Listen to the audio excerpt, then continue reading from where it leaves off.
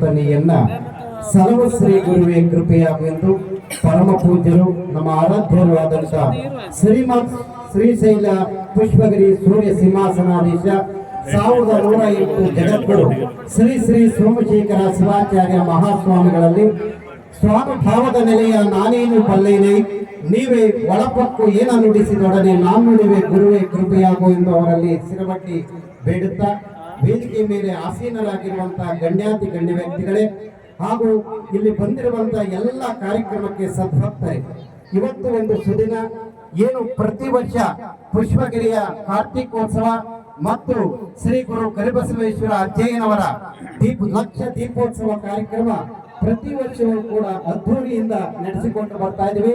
ಈ ಕಾರ್ಯಕ್ರಮವನ್ನ ಪರಮ ಪೂಜ್ಯರ ಜಗದ್ಗುರುಗಳ ನೇತೃತ್ವದಲ್ಲಿ ಕಾರ್ಯಕ್ರಮವನ್ನು ನಡೆಸಿಕೊಂಡು ಬರುವ ಕಾರಣದ ಹಿನ್ನೆಲೆಯಲ್ಲಿ ನಾವು ಕೇವಲ ಒಂದು ಕಾರ್ಯಕ್ರಮವನ್ನು ಮಾಡದೆ ಆ ಕಾರ್ಯಕ್ರಮದ ಮೂಲಕವಾಗಿ ಕೆಲವು ಪ್ರತಿಭೆಗಳಿಗೆ ಇಲ್ಲಿ ಮುಕ್ತ ಅವಕಾಶವನ್ನು ನೀಡುವ ವೇದಿಕೆಯನ್ನು ಕಲ್ಪಿಸುವ ಒಂದು ಸದಾವಕಾಶವನ್ನ ಈ ಕಾರ್ಯಕ್ರಮ ನಡೆಸಿಕೊಂಡು ಬರ್ತಾ ಇದೀವಿ.